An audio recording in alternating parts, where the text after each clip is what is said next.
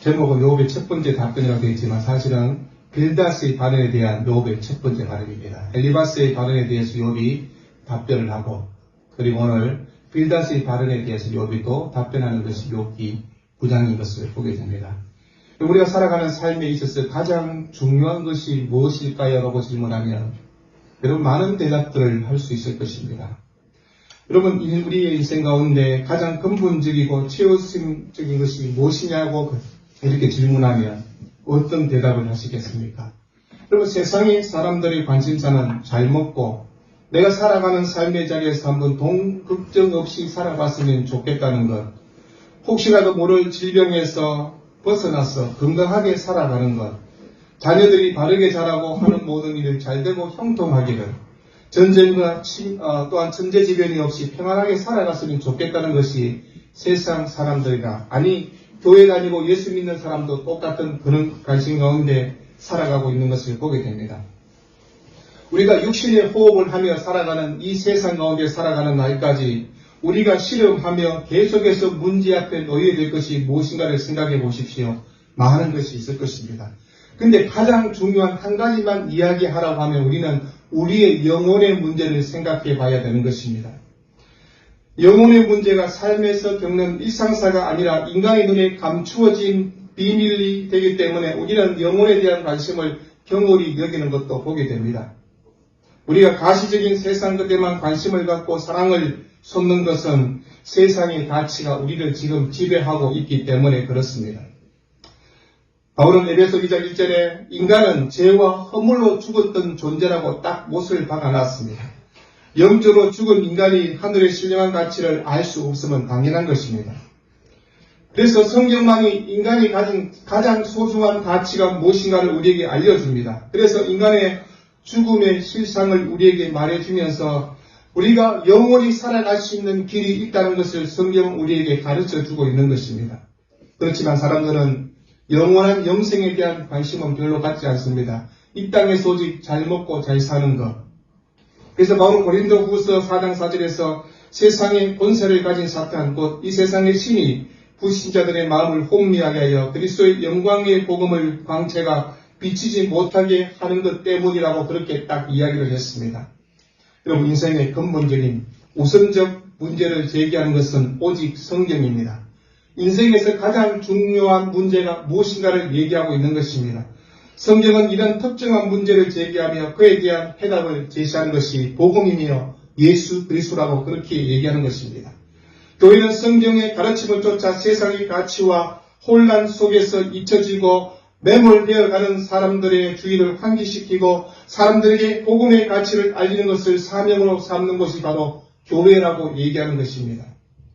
복음 안에만, 그리스도 안에만 영원한 생명이 있기 때문에 그렇습니다. 인생의 모든 문제와 난제는 궁극적으로 인간의 죄의 문제와 함께 맞붙여 있는 것들을 보게 됩니다.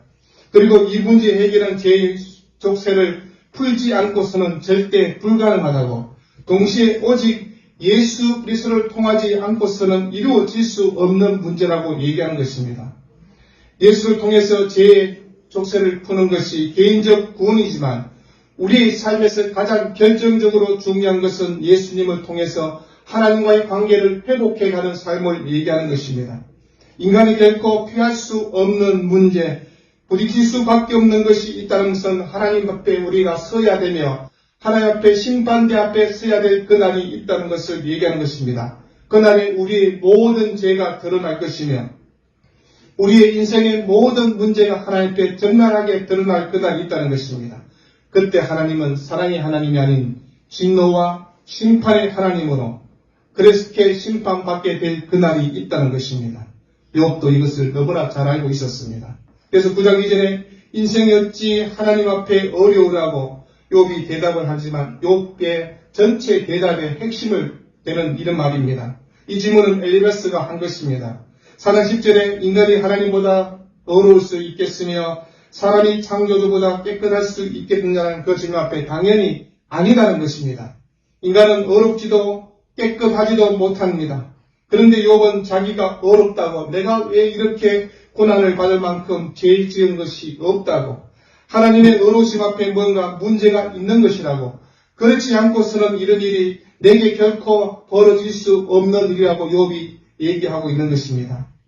엘리바스를 필두로 해서 그의 친구와 욥의 대결은 가장 큰 포인트가 무엇인가를 볼 때 양측 모두 다 하나님이 어렵다는 것은 동의하지만 다만 그 어려움의 성격을 달리하고 있는 것들을 보게 됩니다. 빌닷과 엘리바스의 책은 어려우신 하나님이 죄인인 욥에게 내리신 벌이 정당하다고 그렇게 말할 때 욥의 주장은 어려우신 하나님이 의인인 자신에게 벌을 내리시는 것은 맞지 않다고 그렇게 얘기합니다. 하나님의 의와 인간의 고난 사이에 아주 깔끔하고도 확실한 공식을 갖고 있는 친구들은 인과 응고의 법칙을 딱 적용합니다. 그런 자신감으로 이야기할 때 욥은 어려우신 하나님이 인간에게 고난을 주신다는 사실 앞에서 도무지 믿기지 않아서 답답해하고 연달아 의문을 던지는 모습들을 우리가 보게 됩니다. 그렇게 한편으로 하나님과 말싸움하는 것이 무슨 소용이 있겠냐는 그런 짙은 회의 가운데 오늘 1절과 4절에서는 욥이 상상할 수도 없는 크고 두려운 하나님의 권능을 인정을 합니다. 그러면서 내가 하나님과 겨루어 이길 수는 없다는 사실을 고백합니다. 욥은 도대체 무슨 까닭으로 자신에게 이런 고난이 닥쳤는지 이해할 수 없었습니다. 그러면서 내가 직접 하나님을 만나서 변론해봤으면 좋겠다는 그런 마음을 이야기합니다. 욥은 하나님께 자신의 무죄함을, 그런 고는 내가 이런 고난과 고통을 당할 만한 죄가 없다는 것을 입증해보고 싶었던 것입니다. 그러나 우리가 성경을 읽어보면 욥기 38장과 40장에 욥이 소원대로 하나님께서 욥에게 나타나셨을 때 욥은 손으로 입을 가리며 한마디의 말도 할 수 없었던 것을 보게 됩니다. 여러분, 불의한 인간은 하나님 앞에 서는 그 순간에 어떻게 되는가를 시편은 이렇게 얘기합니다. 인간이 죄악 가운데 있었다는 것을 우리에게 적실하게 얘기하는 것입니다. 오늘 욥기 3장 본문 3절도 얘기합니다. 사람이 하나님께 변론하기를 좋아할지라도 첫마디에 한마디도 대답하지 못한다. 그렇게 말합니다. 여러분, 우리가 인간이 세상에 던져졌을 때 우리가 선택해서 세상에 온 것이 아니라는 것입니다. 하나님이 우리를 선택해서 하나님이 창세전에 예정하셔서 이 땅에 우리를 이 시기에 이때 우리를 보내어 주셨습니다. 여러분, 그런 존재인 우리는 이 땅을 살아가는 잠깐 살아가는 행인과 나그네 인생을 살아가는 존재라고 성경이 얘기합니다. 이런 인간의 실상은 궁극적인 의미에서 세상을 온전히 통제하지 못함을 뜻하고 있는 것입니다. 우리의 날들이 하나님의 장중 안에 붙들려 있기에 마지막에 하나님과 우리 자신밖에 남는 것이 없는 그날이 다가온다는 것입니다.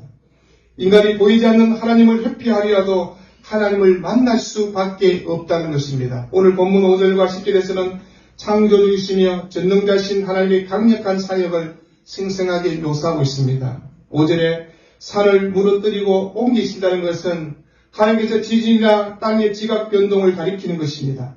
그 모든 변화의 운동에 하나님의 주권하에 이루어진다고 얘기하는 것입니다. 6절에 땅을 움직여 미신다는 것은 하나님의 큰 능력으로 인해서 급작스럽게 어떤 땅의 지각 변동의 현상을 가리키는 것입니다.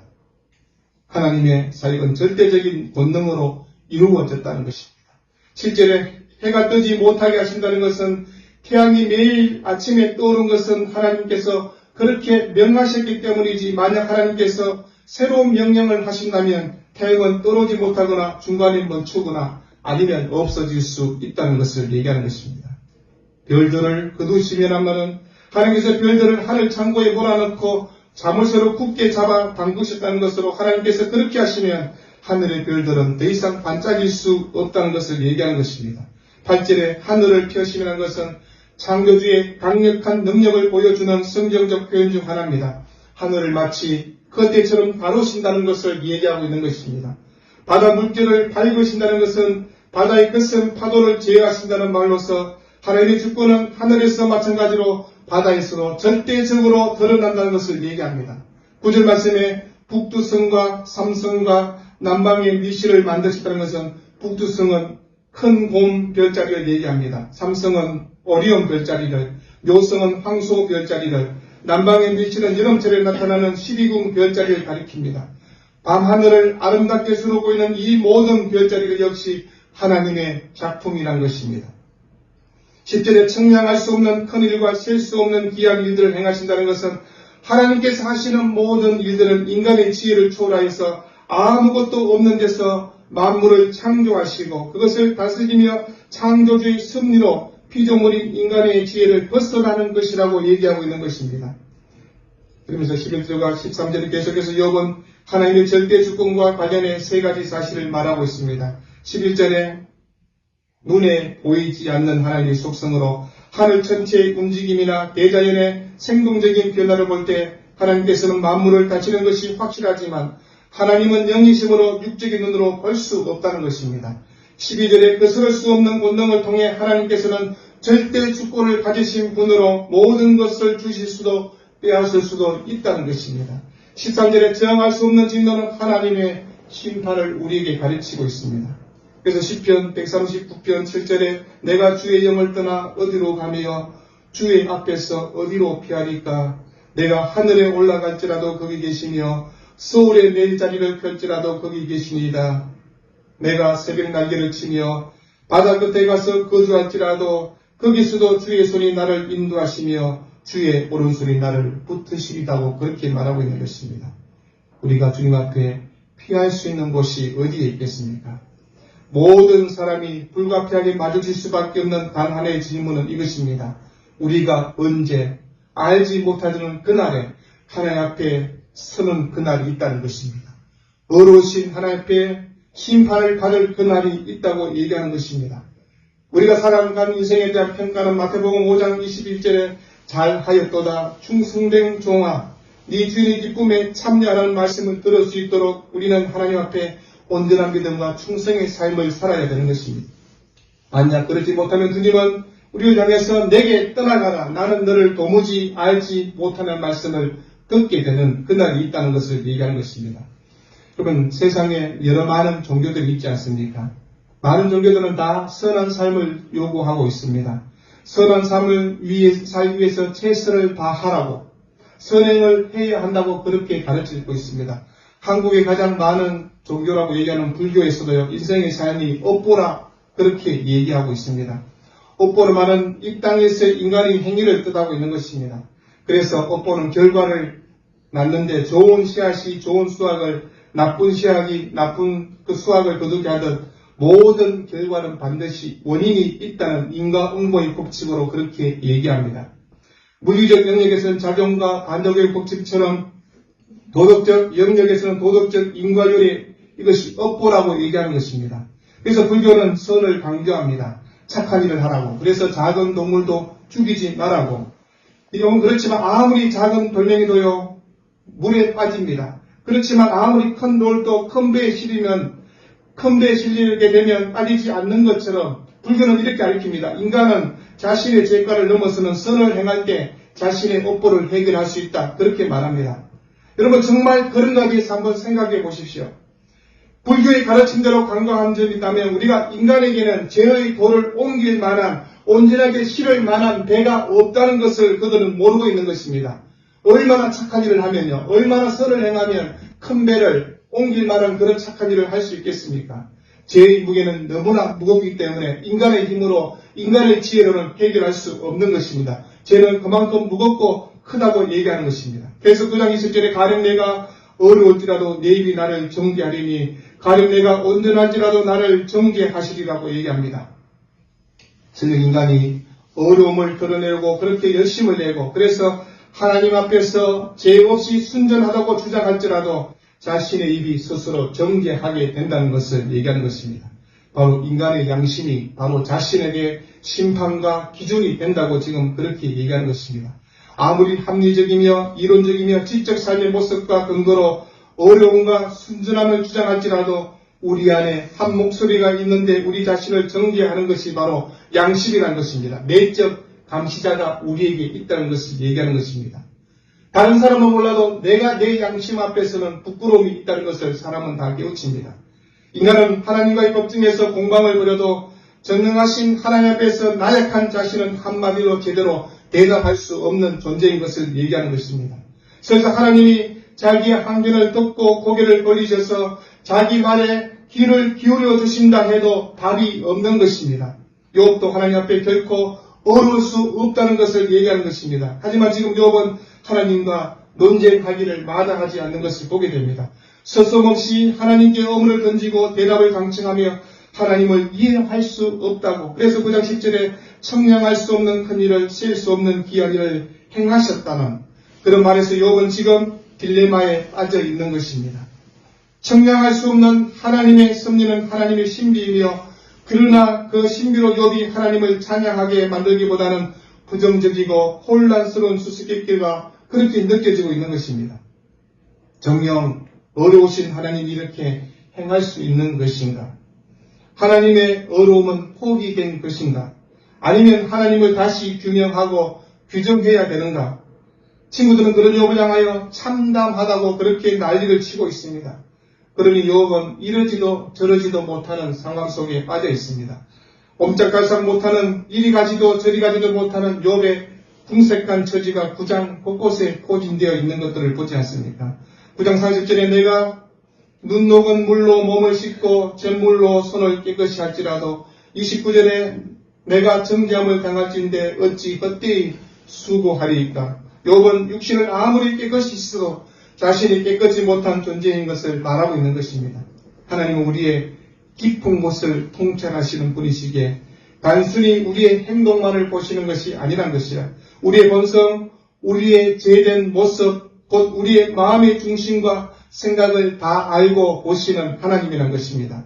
따라서 자신을 정화하고 거룩하게 하기 위해서 자신의 인생 전부를 바친다고 해도 그러한 노력이 인간의 죄를 없앨 수는 없다는 것입니다. 인생이 어떻게 하나님 앞에 어려울 수 있겠습니까? 죄로 인해 어려울 수가 없는 우리는 하나님 앞에서 우리가 변명할 자가 아무것도 없기에 욥의 깊은 탄식을 보고 우리도 공감하는 것입니다. 누구도 궁극적으로 자신을 만족시킬 수 없으며 더욱더 하나님을 만족시킬 수는 없는 것입니다. 인간은 스스로 완벽하게 성취할 수도 없으며 우리의 생각하는 선의 기준이 하나님의 기준에 도무지 미칠 수는 없는 것입니다. 따라서 하나님이 없이는 인간은 완전히 비극적인 실패의 자리에 닿게 되며, 인간의 당면한 문제는 어떻게 하면 하나님과 함께 있을 수 있는지, 어떻게 하면 하나님과 더불어 교제하며 관계를 회복할 수 있는가를 깨달아야 되는 것입니다. 이것이 지금 욥이 안고 있는 문제이며 풀어야 될 숙제인 것을 보게 됩니다. 인간이 하나님 앞에 설 때 하나님의 전능과 위엄뿐만 아니라 하나님의 거룩하심 앞에 마주 서게 될 것입니다. 빛 대신 주님은 어둠이 조금 더 없기에 빛과 어둠 사이에 조화는 있을 수 없는 것입니다.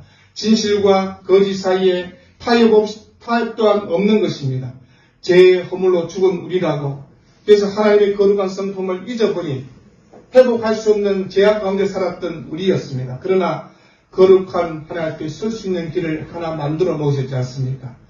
우리에게 입혀주신 예수 그리스도의 의의 옷을 입으라고 성경은 얘기하고 있는 것입니다. 우리가 거룩한 하나님의 면전에 서기 전에 더러움과 죄책감의 모든 죄의 옷을 벗어 던져버리라고 얘기하는 것입니다. 그러나 그것을 우리 힘으로 어찌할 수는 없는 것입니다. 우리의 힘과 노력으로 되는 것이 아니라 오직 예수 그리스도의 자신의 의를 우리에게 입혀줌으로 가능하다고 얘기하는 것입니다. 예수의 피로 의의 옷을 입게 되며 십자가의 은혜로 예수와 우리가 연합하여 하나 될 때 하나님 앞으로 나아갈 수 있는 것입니다. 갈라디아 3장 20절에 누구든지 그리스도와 합하여 세례를 받은 자는 그리스도로 옷 입는다고 그렇게 말씀하고 있습니다. 오늘 우리는 빌닷의 신랄한 충고를 앞장에서 보게 되었습니다. 엘리바스는 그래도 그냥 충고할 때 좀 이렇게 좀 말을 돌려서 좋은 말을 좀 하려고 그렇게 얘기했습니다. 근데 빌닷은 그렇지 않습니다. 바로 직선적으로 신랄하게 이야기를 했습니다. 그런 욥을 자극했던 말을 듣고 인간이 하나님 앞에서 어떻게 어울 수 없다고, 너도 인정하라고. 그리고 욥도 인정합니다. 하나님의 공의로우심 앞에서 흔들리지 않는 확신을 갖고 있는 욥이었지만 인간은 그 누구도 하나님과 변론할 수 없다는 사실 또한 욥 또한 잘 알고 있습니다. 그렇지만 이 모든 것 가운데 하나님의 기쁘신 뜻이 어디에 있는가를 지금 욥은 알고 싶어하는 것입니다. 모든 일을 기쁘신 대로 행하시는 하나님이라는 것을 알고 창조주 하나님이라는 것도 알고 있고 우리가 피조물이라는 것도 다 알고 있습니다. 그러나 내가 하나님 앞에 이런 고난과 고통의 문제 앞에서 내가 하나님의 음성을 듣고 싶다는 것입니다. 왜 하나님이 나에게 이런 고통과 고난의 시간을 허락했는지, 10명의 자녀가 다 죽어야 되는지, 내 모든 재산이 왜 다 없어졌는지, 내 사회적 지위가 다 상실하게 되었는지, 그리고 내 마누라부터 시작해서 죽으라는 소리를 들어야 되는지, 내 몸에 종기가 생겨서 피부병이 있어 내 몸도 간수할 수 없는 이런 악함, 이런 고통 가운데 내가 있는데 하나님 왜 그렇게 하시는지 욥이 지금 묻고 싶은 것입니다. 이런 사실 앞에 욥은 절망하며 이야기를 하고 있는 것입니다. 14절과 20절에 욥은 크고 두려운 권능, 위대하시고 강력하시며 절대적인 권능을 가지신 하나님, 그 권능을 행사하심에 있어서 다른 누구의 간섭이나 제약도 받지 않는 오직 자신의 기쁘신 뜻대로 역사하시는 하나님이라는 것을 믿고는 알고는 있습니다. 그렇지만 하나님께서 이 일을 제기할 수는 없지만 그러나 내 답답한 심정을 하나님 좀 살펴봐달라고 얘기하는 것입니다. 산들을 옮기시고 천체 별들을 주관하시며 우주의 강력한 권세를 굴복시키는 하나님의 권능을 제가 믿고 알고 있습니다. 그렇지만 하나님, 내 자신의 초라하고 이 답답한 인생의 문제 앞에서 이 미혹하고 정말 내 인생의 가장 가슴 아픈 현실의 문제 앞에서 하나님은 왜 외면하고 계시냐고 지금 욥이 얘기하고 있는 것입니다. 욥은 세상 가운데 이런 불공평하고 부질한 현상 앞에서 이것 또한 하나님께서 책임져야 되지 않느냐고 지금 하소연을 하고 있는 것입니다. 그래서 24절에 그렇게 되게 하니가 그가 아니시며 누구냐고 그렇게 얘기합니다. 욥은 자기 백성에게 생명을 주시고 치유와 회복과 풍성함을 주기 위해서 스스로 십자가를 지신 하나님의 진정한 성품을 아직까지는 완전히 다 이해하지는 못하고 있는 것입니다. 그런 연으로 자신에게 닥친 고난과 고통을 그리도 괴로워하며 하나님 향해서 직접적인 원망의 말은 하지 않지만 하나님과 한번 변론하고 싶다고 지금 그 얘기를 하고 있는 것입니다. 하나님은 욥이 고난을 통해서 하나님의 성품을 깨닫고 온전한 믿음의 사람이 되기를 원하시는 하나님의 뜻을 욥은 다 깨닫지 못하고 있는 것입니다. 우리가 그렇지 않습니까? 인생의 고난 앞에서, 삶의 시련 앞에서 하나님의 뜻을 다 안다고 이야기할 수 있습니까? 고난의 비바람이 불어오면 그저 먼저 원망하고 싶고 피하고 싶고, 하나님이 살아계시면 왜 나에게 이런 아픔을 주느냐고, 왜 이런 고통의 늪에 빠지게 하느냐고 그렇게 얘기하는 것입니다. 여러분, 하나님은 어떤 상황 속에서도 자기 백성을 사랑하시는 신실하신 하나님이라는 것을 우리가 놓쳐버리면 그는 원망을 하게 되는 것입니다. 우리가 믿고 따라야 될 것이 무엇인가를 한번 생각해 보라는 것입니다. 우리가 이런 하나님의 성품을 알지 못하고 내 자신의 경험과 세상 가운데 들려오는 소리와 습관과 유전으로 인한 하나님의 지식으로 그렇게 말하고 있다면 욥과 욥의 세 친구와 별다르지 않게 이야기를 할 것입니다. 그러나 우리가 무지할지라도, 아니 무지할 수 없는 죄인 가운데 있는 우리랄지라도 고통당하는 처지 관련해서 그 책임을 물으시는 하나님 앞에서 욥은 깊은 절망과 중개자의 필요성을 느끼고 인식하고 있는 것입니다. 그래서 25절과 26절에 하나님의 절대 주권 앞에 더 깊은 절망을 느낀 욥은 다시 인생의 더듬음을 탄식합니다. 27절과 31절에 욥은 가장 큰 괴로움은 어떠한 이유에서인지 알 수 없어도 하나님의 정죄 아래 놓여 있다는 사실을 지금 보고 있는 것입니다. 욥은 자신의 무죄를 입증해 보려고 하나님의 정죄 앞에서 벗어나기 위해서 여러 가지 시도를 하고 여러 가지 말을 합니다. 그러나 하나님의 절대 주권 앞에서는 그것이 모두 헛된 노력에 불과하다는 것을 깨닫게 됩니다. 그러자 더 깊은 절망 속에 욥이 빠지게 됩니다. 끊임없는 의심과 질문이 이어지면서 욥이 9장 15절에 뭐라고 얘기합니까? 가령 내가 어려울지라도 대답하지 못하겠고 나를 심판하실 그에게 강구할 뿐이라고 얘기하는 것입니다. 여러분, 우리가 살아가면서 인생이 고달플 때가 있을 것입니다. 하나님이 어디에 계신가 보이지 않는 그때가 그렇게 느낄 때가 있는 것입니다. 그때 우리가 해야 할 일이 무엇일까요? 원망의 말이 아닌 하나님 앞으로 한 발짝 더 나아가는 것입니다. 우리가 자식을 키울 때요, 아이가 잘못했다고 한 대 때리면 애가 뒤로 물러가면 그게 좋은 자식이 아닙니다.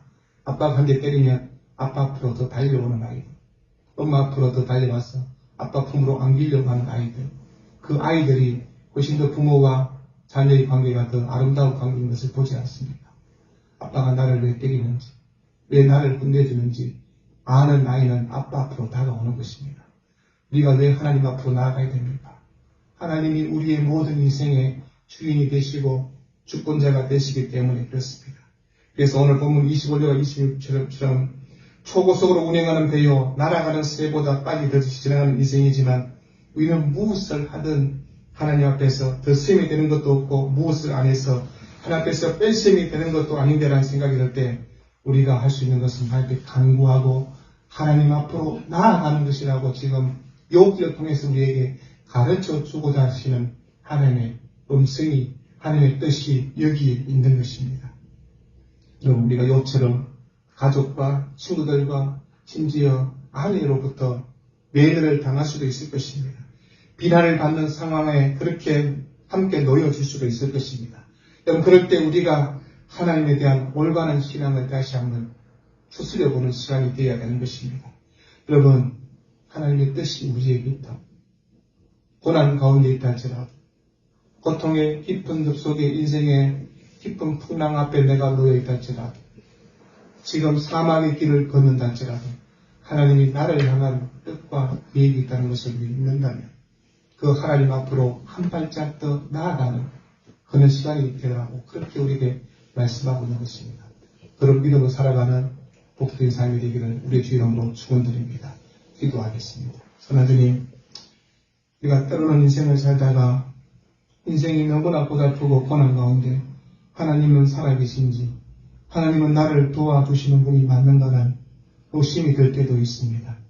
살아계신다면 나를 이렇게 사망의 음침한 골짜기를 다니지 않게 하실 텐데 라는 탄식스러운 소리를 할 때도 있습니다.